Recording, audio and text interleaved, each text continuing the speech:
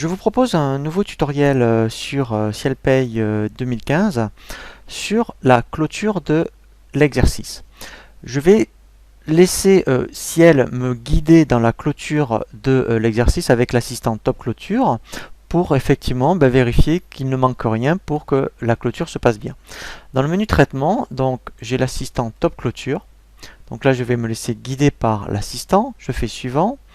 Donc là, en fait, première chose qu'il faudrait que je vérifie, vous voyez, c'est par rapport à la rubrique accident de taux du travail, la C160, pour vérifier effectivement que par rapport au code au risque, numéro de section, ça soit bien indiqué pour que je n'ai pas après de message d'erreur par rapport à la DA-DSU.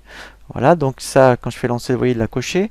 Après, ici, lancer, c'est par rapport aux fiches salariés. Donc là, il faudrait vérifier, voilà, dans chaque fiche salarié s'il ne manque rien. Donc là, je fais OK.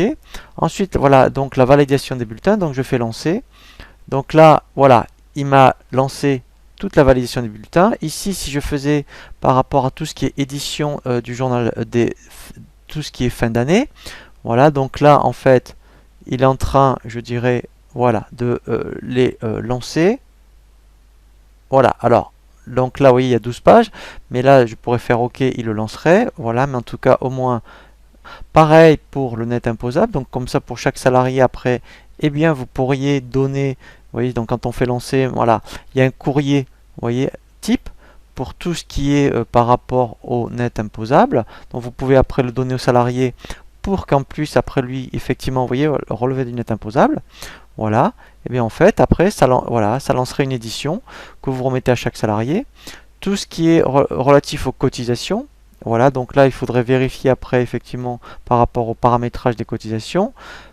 Pareil pour les rubriques. Donc là, vérifiez si certaines rubriques, vous voyez ici, si c'est bien coché ou pas coché, si vous avez des frais professionnels, par exemple. Ensuite, après, effectivement, il y a tout ce qui est édition de la DADS, la sauvegarde du dossier, et donc là, si je faisais lancer, voilà. Donc là, voilà, vous voyez, il me lancerait une sauvegarde de la société. Voilà. Et après, donc une fois que, voilà, on a fait la sauvegarde, après, je peux lancer la clôture. Voilà. Donc là, très important. Alors, effectivement, vous voyez, on va refaire ce qu'on appelle une sauvegarde avant clôture. Archiver le dossier, c'est très important d'archiver le dossier. Si vous avez un contrôle fiscal, les impôts peuvent vous demander l'archive de votre dossier 2014 parce que effectivement ce qui va se passer c'est que si vous transférez des écritures en comptabilité, donc il y a un lien avec la compta, c'est pour ça, hein, c'est pas par rapport à la paye, c'est surtout si vous transférez vos écritures de paye, donc ils veulent savoir après toute l'historique d'import. Donc là après effectivement eh bien on peut mettre le nouveau plafond sécurité sociale en même temps qu'on fait la clôture. Voilà, on fait créer. Et là, en fait, vous mettez au 01 2015, voyez, le nouveau plafond sécu, voilà.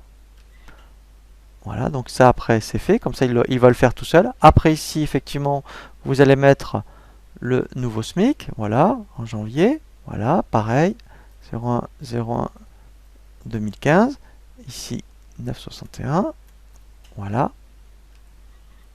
J'ai plus qu'à faire fermer. Et là, je peux lancer vraiment la clôture. Alors, moi, je vais décocher sauvegarde et archive, hein, parce que sinon, ça prend un peu plus de temps sur le tutoriel, mais vous le laisserez cocher. Et là, donc, je fais OK.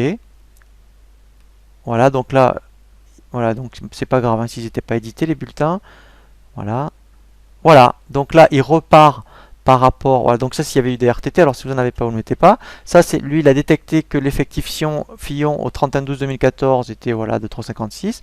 Voilà, donc là, vous n'avez plus qu'à faire fermer. Voilà, et là, il va repartir sur un dossier, voilà, vous voyez, 2015. Voilà, et là, en fait, quand je reviens dans gestion bulletin de paye, voilà, vous voyez, je suis bien maintenant. Alors, il recalcule effectivement hein, le mois de janvier. Donc après, il faut revenir sur le mois de janvier pour bien saisir vos éléments variables de janvier. Mais effectivement, comme il repart des profils, automatiquement, il calcule un bulletin de paye. Voilà, mais après, là, vous le modifierez en fonction des éléments de paye de chaque salarié. Je vous dis à très bientôt sur jeanpierrevillard.com pour un nouveau tuto.